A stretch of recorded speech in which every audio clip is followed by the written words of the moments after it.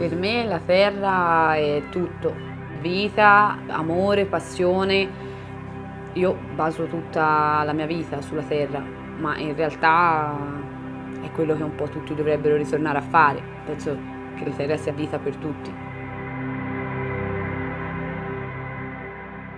Il Sole di Grignanello è un progetto che è nato circa 2 anni fa dall'incontro di 3 persone, cioè io, Alessandro e Michele, e dall'incontro anche con un proprietario di Torino che aveva acquistato questo borgo nel 2011 e che cercava un modo di donargli di nuovo l'energia che c'era prima, negli anni della Mezzadia, quando questo borgo era abitato.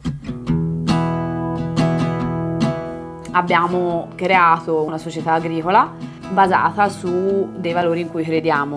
Primo tra tutti è l'agricoltura sostenibile. Operiamo in ogni modo possibile per ridurre il nostro impatto e quindi facciamo un'agricoltura che si basa sui principi biologici e biodinamici.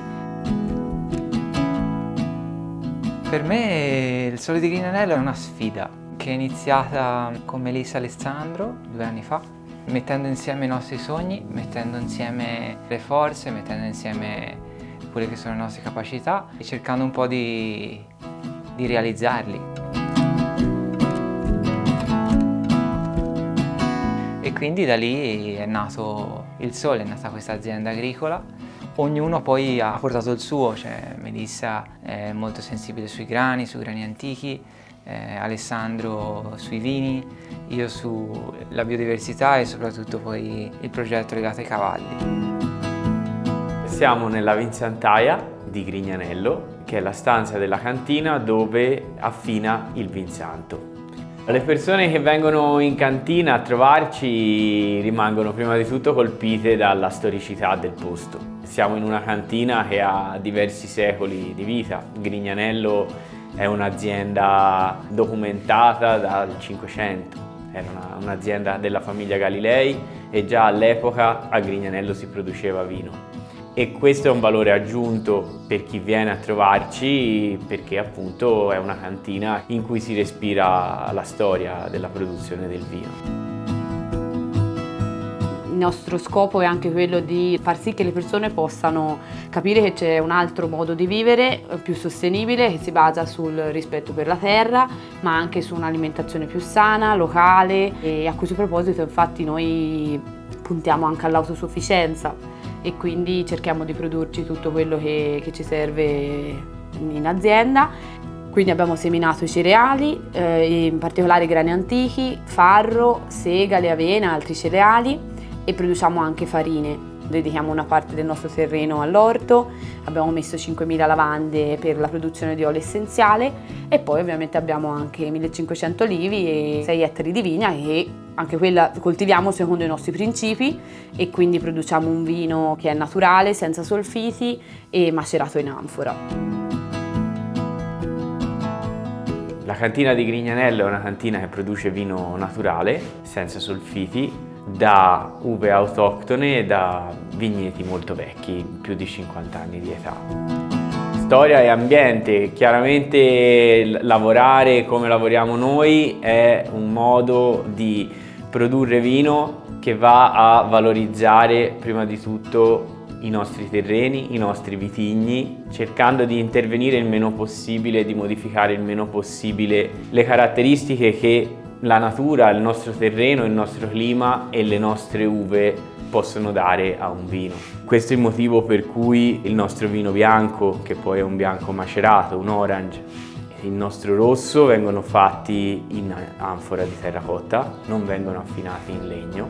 A differenza dei passiti che storicamente nel Chianti venivano prodotti in legno, ma in legni molto vecchi, alcuni di questi caratelli hanno 50-60 anni, e quindi è tutto un altro modo di usare il legno, un modo di usare il legno che non va a modificare il profilo organolettico del vino, e quindi comunque quello che a noi interessa di più è che le persone che assaggiano i nostri vini sentano la nostra terra, il nostro clima, la nostra uva, più che la rovere francese o americana.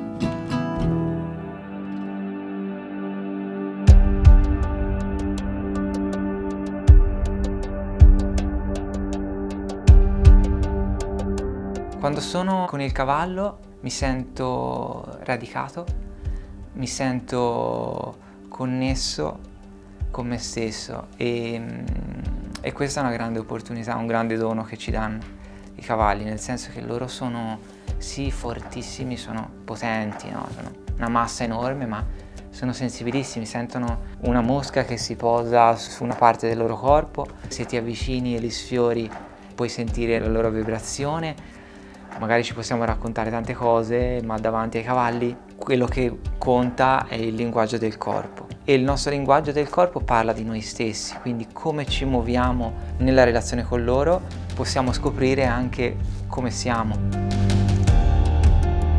Da quando ero piccolo avevo questa passione incredibile per i cavalli, poi da adolescente ho sviluppato tutto un percorso legato alla spiritualità e quindi sono stato impegnato tanto in quello. Poi a distanza di un po' di anni ho sentito la necessità di riavvicinarmi ai cavalli e quindi da lì è nato il progetto Piuma Sacra. Come idea, come immagine che avevo dentro, io cercavo un posto dove poter realizzare qualcosa di interessante legato ai cavalli. Un luogo per i cavalli bello, non chiuso dentro uno spazio ristretto, ma uno spazio grande dove possono pascolare, possono incontrare tante erbe, tanti stimoli e poi soprattutto incontrare altri cavalli. E quindi da lì è nato questa cosa di dire utilizzare i cavalli e quello che loro ci possono portare per avvicinare le persone alla loro interiorità. Si scopre affidarsi al cavallo, si scopre poter salire magari anche a occhi chiusi, abbandonati totalmente sul cavallo, e sono esperienze belle che smuovono emozioni, smuovono anche un sentire, un contatto, un calore. Un ritornare a vivere con semplicità e dimostrarlo anche alle persone che abbiamo intorno, quindi le persone possono venire qui, conoscerci, possono fare dei corsi proprio volti alla riscoperta di cose semplici come fare il pane, come fare un cesto, come fare i propri oggetti in terracotta, proprio per far sì che le persone possano arrivare qua e avere una visione insomma diversa rispetto alla vita normale e comunque avere anche delle conoscenze che erano delle tradizioni che sono via via andate perdute. Il nostro scopo è vivere a contatto con la natura, tranquilli, avere tutto ciò che ti serve per mangiare bene, perché comunque l'alimentazione per noi, per me soprattutto, è molto importante e quindi puntare all'alta qualità. E non ha valore, cioè lo stare qua, coltivare le proprie verdure, riuscire a mangiare tutto quello che facciamo e anche cercare di farlo capire agli altri non ha valore per noi. È quello insomma l'importante, al di là di tutto. Io trovo che la terra sia prima di tutto la nostra casa, il posto in cui viviamo, il posto che ci dà da mangiare, ci dà da respirare, ci dà da bere, ci dà degli spazi dove godere della nostra vita. E per questo la dobbiamo rispettare, ma dobbiamo anche cercare di apprezzarla e di osservarla per quello che è il più possibile, cercando di modificarla nel minor modo possibile, ma piuttosto cercando di valorizzare quelle che sono le sue peculiarità, le sue caratteristiche, la sua variabilità temporale e stagionale.